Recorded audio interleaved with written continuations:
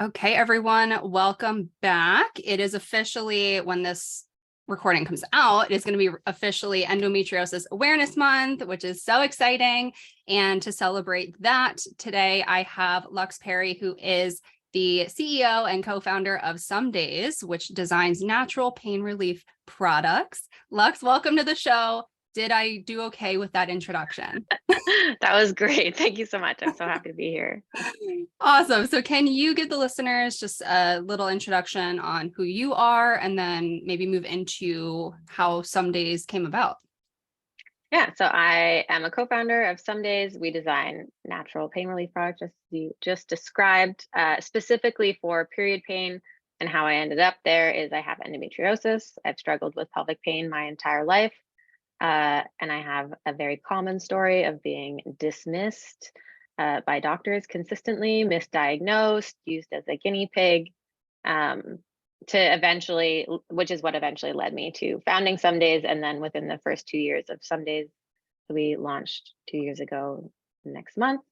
I've had 2 surgeries on my endometriosis. And so that's a big part of how we operate, why we're here, and a big part of my everyday life. Yeah, that's an amazing journey for you. So can you describe like what your symptoms were and then how or what that diagnostic process looked like for you? Yeah, so I started having pelvic pain when I was very young. I think I was at the hospital for the first time when I was 9.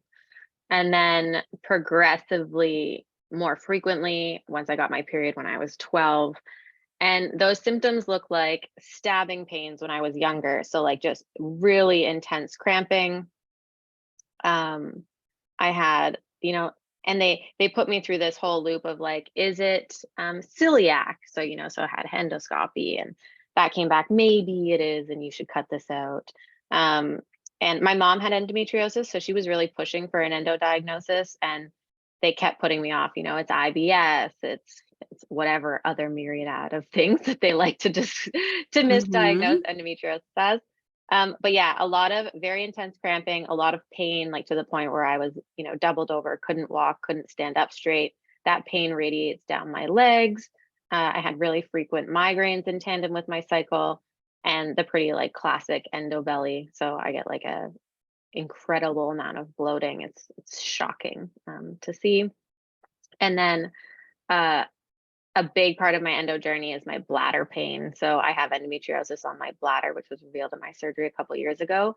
And I had never linked those two things. I didn't understand that the, chronic bladder issues I was having, which was like, being misdiagnosed as UTIs,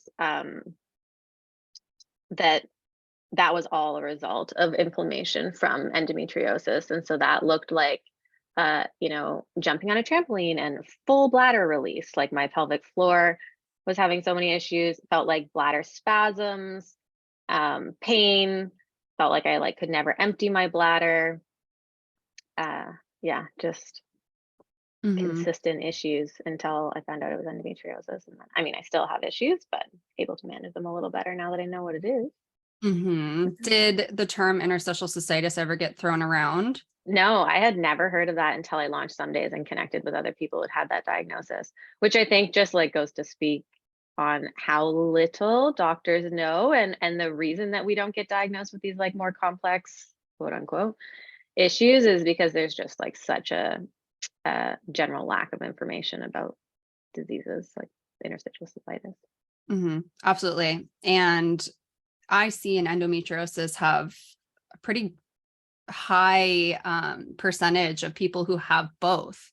And it gets like very difficult when you are like, in your instance, you were having bladder issues and it turned out to be endo. And for some people listening, maybe they're experiencing a lot of those symptoms and they were diagnosed with IC, but maybe they do have endo going on. I think it's so complex. You really can't know until you go in and look, right? Yeah, which is the hard part, to convince somebody to go in and look, because they're like, well, we don't know. And it's like, well, we're not going to know unless you go in there. But we don't want to go in there. Yeah. Like, it's just this weird hamster wheel of being like, I can't actually start to solve these problems until you do this. But they want to I mean, I think it's essentially using you as a guinea pig and putting you through like all these different types of medications and things, guessing instead of just truly investigating and figuring out what's going on. And what does that procedure look like? The endosurgery. Yes. So it's a laparoscopic surgery. There's lots of different types of surgery, but the gold standard is a laparoscopic surgery where they go in and they excise endo. So they just inflate your abdomen. They usually go through like 4 different entry points about through your abdomen. They leave like little tiny scars. They inflate your abdomen and then they go in there with a camera and a tool where they can actually like cut out the endometriosis or endometrial lesions. And once that procedure is done and they have removed the endometriosis, can that come back? Yeah, so it does. So endometriosis is chronic. There's no cure. The benefit of having an excision surgery is that it can alleviate your symptoms, or some people get it done if they're trying to conceive, because you can like clear your fallopian tubes or like free your ovaries. Because often with endometriosis, you have different organs stuck, they kind of become glued together. But I mean, I had surgery in the spring of 2021 and I had surgery again in the fall of 2022. Okay. Did you have any period of time without any symptoms at all? After my first surgery, no. I'm not sure what, I don't know if it was like they just know so little that they can't really tell you. But I had surgery in the spring of 2021 by somebody who was not specialized. So I'm not sure the quality of that surgery. And within 6 months, I was in the hospital and had a ultrasound that revealed 2 softball-sized cysts in 6 months. Wow. So I'm not sure if that's the norm. They were quite shocked to see that, but we're not sure if like the original surgeon missed it. My last surgery that I've had like quite that was done by a very specialized surgeon. I've had quite a significant reduction in symptoms. Yeah, that's amazing. And then what does the treatment look like other than that excision? Is there any sort of medication or anything like that you could try? There are a couple different medications that they put people on, and there's a lot of different schools of thought around them. The first go-to for doctors is birth control. And that's very I don't know how to put that. I mean, there's lots of conflicting opinions about that. Even the best surgeons, even the really high level endometriosis doctors still recommend birth control often. I personally, my experience has been that it masks symptoms, but it doesn't eliminate the problem. And they really act like it's a cure. And for me, the negative side effects of birth control far outweigh any other side effects from endo. And that's saying a lot because I suffer from extreme pain, but the psychological impact of birth control is just so drastic. So birth control, they sometimes will induce, which is like another version of a hormonal drug, is they will induce menopause. So actually completely shut down your hormone cycle. Also did that. That was also terrible. There's a lot of negative side effects with that. And other than that, it's like a lot of maintenance. So they'll give you like narcotics or pain relief medication, which is really what led me to some days was I was like, I can't function on this level of narcotics. I understand that, endo is going to be something that I deal with my entire life. And I need to find better solutions and more options to managing pain that are not just, opiates. Yeah, there's a lot of people in the IC community that are kind of at that stage where that's all they can really do that alleviates their pain. And, I wish there was a procedure like excision surgery for IC to at least, buy you some time where you're not in pain.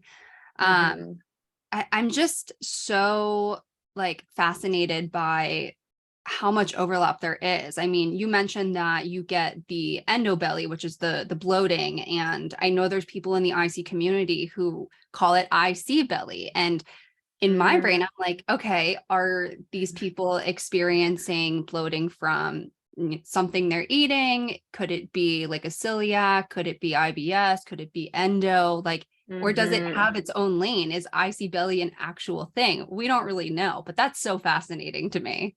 Yeah, I know. Well, they just know so little about all of the conditions, and that they are like, there's so many comorbidities and like so many people with multiple. So it's hard to decipher what is what. But I just had a thought when you're talking about IC, that I think the thing about pain with IC also, like when we talk about taking narcotics, is that there must be such a incredibly big component of chronic pain. So like pain pathways in IC, because you use your bladder all the time, and it's like a bodily function that, you know, triggers this consistent pain response that I can only imagine the impact. So even if your like flares are lower, your body is still interpreting all sorts of things as exceptionally painful. Mm-hmm. Yeah, the pain, I mean, for me, I can only speak on myself, but it's like when I'm in a flare, I feel like I am peeing fire. Like it is unbearable. And luckily my flares are pretty short in duration, but there are people who get stuck in these flares that last for weeks or even months. And I feel for those people. That must be so frustrating. Like you can't work, you can't do the things that you want to do in life. And, you know, that's why I'm glad that there is someone like you that is out there trying to create products and things to help people like us that are suffering. I'm so thankful that you exist. Thank you. And I think more than anything, it's, you know, and I'm sure that you can attest to this, that it's an incredibly lonely experience to experience such high levels of pain all the time. And the further into it you get and the older you get, the lonelier it is, because the people in your circles are tired of listening to you, which is terrible. But the reality, it's difficult to maintain. Like, if you think about it kind of like COVID fatigue, you know, like people are tired. It's only been 3 years and they're tired of like adhering to all the rules, and they're tired of talking about it, and they're tired of like, you know, adapting their lives around it. When you talk about people with chronic pain or chronic conditions, like it's your whole life. And so it's easy to understand why our circles are exhausted.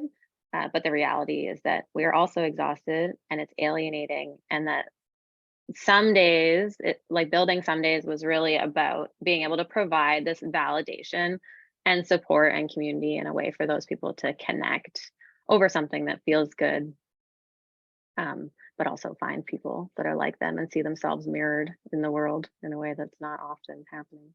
Mm-hmm. So how did the idea for some days like come into existence? Well, I had been using like my own recipes for a while. I think like formulations. I think that a lot of people with chronic pain or chronic illness can also attest to, you kind of have to become your own doctor in this really bizarre way. You learn a lot about the condition because you're always speaking to doctors about it, or you're looking it up, or you're looking for solutions. And so you sort of stumble across things that work for you. And I had found a few that worked for me. And then I was working at a sports recovery company and learning about, you know, natural pain relievers. And then I kind of had this aha moment that period cramps specifically are like muscle cramps. They are muscle cramps. That's why we call them cramps. And that there was like some overlap in the way that we could use, you know, all the billions of dollars of research poured into sports medicine to help benefit people with pelvic pain. And then that just extends, you know, we're really trying to separate that period pain and endometriosis are not the same. We support people with all kinds of pain, but we're really trying to educate that those two things are separate through the deployment of our products and through some days. But yeah, so I kind of, through my work in sports recovery and then through my own personal experience, I was like, I think that other people would connect with just having like some alternative options. And by making those options something that are like beautiful and a pleasure to use, it's easier for people to adopt them and to use them. Mm-hmm. Now, did you To look start forward with one product or did you just go, you know? We started with cramp cream. Cramp cream is like a topical instant pain reliever, all natural. And that was the one that I had been using on myself for like 10 years. And that's still our best seller. It's like the easiest to use. You can use it in so many different ways. It really just helps the muscles stop contracting and stop spasming. Yeah, so that was the first one. And then we kind of iterated off of that using other things that we were doing in our personal lives. Now, was it just you when you started all of this, or were there other people on the team? I co-founded it with my roommate, who is my best friend of 15 years, because we launched during the pandemic. So it was the two of us in our house. So we were like, well, I guess we're in this together. That's awesome. No option. And then we brought on another co-founder after that, who has chronic pain as well. So she has fibromyalgia. Awesome. And when I was researching some days, I saw that you guys were on a show called Dragon's Den. Is Yeah. that similar to our Shark Tank? Yeah. So it's the Canadian version of Shark Tank. That's awesome. I was like, Yeah. that is too similar to not be Shark Tank. Yeah, it's the same thing. Yeah, so they called us up like 4 months after we launched, and then we pitched and got a deal on Dragon's Den, like really early on. We didn't end up taking that deal. We ended up going with somebody else. But yeah, very fun, very exciting. Really fun to talk about period pain on like a national stage. Yeah, absolutely. And you guys are on social media now, just really spreading the word. I know your TikTok account is like popping off right now. So that really is awesome how you can reach so many people. Now, do you guys ship outside of Canada? Yeah, so we ship worldwide. Amazing. Most of our community is in the US. Okay. Got it. And then what other products are there? I know you guys have a heating pad that is in a shape that I have like never seen before. Yeah, so these are products designed by people who experience pain, and that's really, the difference. And so we were like tired of trying to fit these awkward shaped heat pads in our pants when we were at home over our, your groin area, over your pelvis. So we designed this like heat pad that looks a little bit like the shape of underwear, but essentially tucks into your pants comfortably. So you can sit with it, or you can walk around with it. And it's weighted. So I find a lot of time the problem with electric heat pads is you literally have to like push on them so that they're transferring any heat to you. So we added weight, we added an aroma. So it's chamomile infused flaxseed. So it smells amazing. And olfactory is really good for positive association. And so that helps with chronic pain theory by like creating this whole experience. And then they come with this like really cute embroidered cover, which is like an opportunity for like affirmation.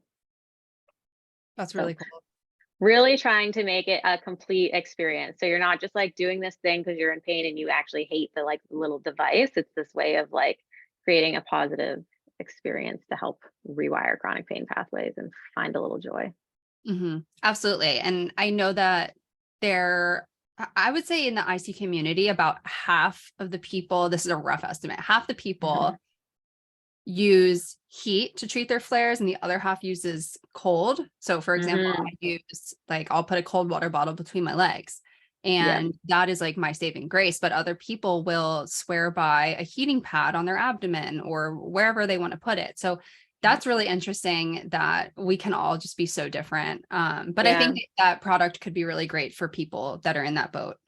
For sure. And flaxseed can be frozen too. So you can put it in the freezer and it's a flexible freezer pad. So it doesn't get hard. So it's really nice. Cool. So you could just freeze that and kind of do whatever you want with it. Yeah. And then it's a soft cold pack, which is really nice. Cool. I might get me one of those. I'll send you one. Sounds good. And then you mentioned that you guys had some teas that could be helpful for people with interstitial cystitis. Can you talk a little bit about those? Yeah, so we have two different teas. We have the Moonshine and Raspberry Relief. The Raspberry Relief has a couple different ingredients. Raspberry Relief is specifically, so they usually talk about it like it's a tonic. So it's really good for reset. It's really good for pain relief. Specifically, raspberry leaf is a really good pain reliever, natural pain reliever. And then it also has skullcap in it, which is really good for like anxiety, which also contributes to pain. So it helps your body relax. It's an antispasmodic. And then the Moonshine, which we gear towards like mood stabilization, also has lots of different ingredients. So they're all caffeine free, they're all gluten free. And then Moonshine has some that are more specifically mood, but again, has like muscle relaxers in it to help your body stop contracting, which I think would be relevant. I mean, when we're holding all of that tension when you're in pain, it's really important to get your body back to homeostasis and a little more neutral. Mm-hmm. Yeah, it sounds like your products are really aimed to appeal to all the senses. I think that's Mm-hmm. really important, that holistic approach, because it's not just the physical pain, it's Yep. the mental and emotional stuff that comes along with it that is sometimes worse than the actual physical pain. Totally. And pain, like, manifests in so many different ways in our bodies. And then it just creates this cycle, like when you're in pain and then your whole body is tense and then your head is tense and you get headaches or there's so many like secondary symptoms from being in chronic pain. And so by like addressing like the central nervous system essentially is what we're addressing through our chronic pain theory. Um, you're able to help your body better cope with pain long term and lower pain levels overall so we're not just focusing on relief in the moment, although a lot of these products have instant relief. We're looking at like resetting your nervous system and helping your body better manage what's happening to it. Hmm. Have you guys ever considered getting into the supplement world? Hmm. Yay or Yeah. nay? Yeah. Yes, I think that there's a lot of we would want to do it in a way that is, I mean, how do I say this? There's a lot of like gimmicky supplement, and there's a lot of like misunderstanding around our body's abilities to absorb different supplements. And so we're exploring how to do that in a way that's ethical and impactful and actually helpful to our audience. Hmm. Yeah, supplements are huge in the IC community. So that's something that we Hmm. talk about on this podcast a lot. So that's Makes sense. good. I'm glad that you guys are potentially dipping your toe in that world. Yeah, I mean, I think nutrition, like what we put in our bodies, is so incredibly important. And I think, unfortunately, there's just a lot of companies that don't have very much integrity in the way that they develop those products. Hmm. Um, there are some with a lot of integrity, like Semen is such a cool group of people that are like really focused. I think they actually have a bladder supplement now. Oh, okay. But they're in the US and they're women founded with endometriosis. And there are some great companies doing really great work, which is why we're not in any rush to get in there. There are some people filling that space for sure. Hmm. That's awesome. Um, I just had a thought, and of course I forgot it. I had a really good thought too. That's the worst. Nutrition, what you Oh, put in your yes. body. Yes. We just met half an hour ago. You already know me. So I am going to be having a endometriosis dietitian come on next week, but do you Cool. want to go through like what your nutrition routine looks like? Yeah. So eating has always been a really difficult thing for me. I mean, I'm sure as many people can relate. Um, when you have like chronic pain, you just like have no idea what is triggering. And then you get fearful of literally everything. Yep. And so I've gone through like periods of time where like I can't eat because everything stresses me out. Or like, turns my stomach maybe because the idea is that maybe it's going to make me sick. And so developing food routines has been really, really important to me. I mean, it's still something I struggle with, but one of the best things that I've found for my health was integrating a daily smoothie, which sounds really simple and stupid, but it's a way for me to like get up in the morning and I have one every morning and I don't have to plan around what I'm going to eat. I know that it's predictable. I'm getting all the nutrients I need. Um, and it like kind of sets me up well for the day. So don't have any sort of like bloating or, pain flare or whatever dietary trigger in the morning. And that consists of, I mean, my personal favorite is Vega. I think they have Vega in the US. Yeah, I think we do. Yeah. So I use Vega. I've tried lots of different ones. A lot of them irritate my stomach. So I drink a protein powder specifically. And then I often drink one before bed, which I was just talking to somebody else about because it lowers your cortisol and balances your sugars so you're able to like sleep better, which is a really difficult thing for me with pain. And so I stay asleep and then I wake up and I feel much more rested and then I have another one in the morning. Um, and I also, unfortunately, I hate telling people this because it's so annoying, but I also am gluten free and sugar free. Okay. No So judgment. I'm one of those. Uh, and I have fluctuated and fought that for my entire life. I Mhm. have celiac in my family, and like severe celiac. And I'm not severe, but I have noticed a significant difference in my ability to recover um, from flares when I'm not eating gluten because my inflammation is so much lower. Um, and I had the test done, and I'm like low on the marker. I'm like 10% or 15% sensitivity, so it's not like a full. Mhm. But it does make my life better, unfortunately. And I love pastries, so it's terribly upsetting.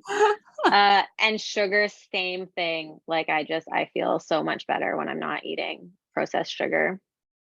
I still eat honey and maple syrup and stuff like that. But yeah, so unfortunately, all the really non-fun dietary changes have really helped me, Mhm.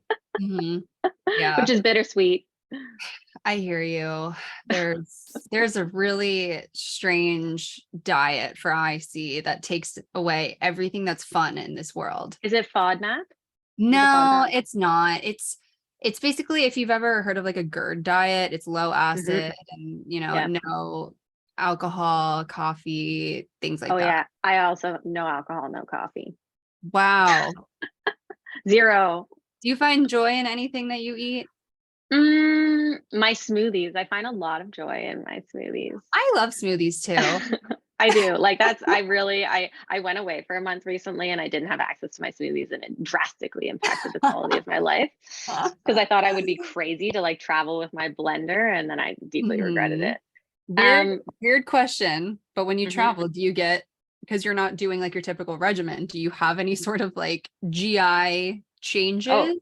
it was terrible. Yeah. I looked like I was 9 months pregnant within like the first week and a half. Uh-huh. So yes, it was not fun. And then I had a really painful period, which I don't usually have at home. Yeah, no, it's very obvious when I'm off my routine. Hmm. So for sure. Yeah, and that's got to be a tough thing to deal with, that bloating, because I mean, I feel like everyone is kind of, how do I say it, like self-conscious of something like Hmm. that. So, you know, did you have any sort of struggle with that? Um, for me, not like on an not from an outwards perspective of like what people thought of me. I'm really fortunate to really not care much about what how other Oh, people teach me perceive your me. ways.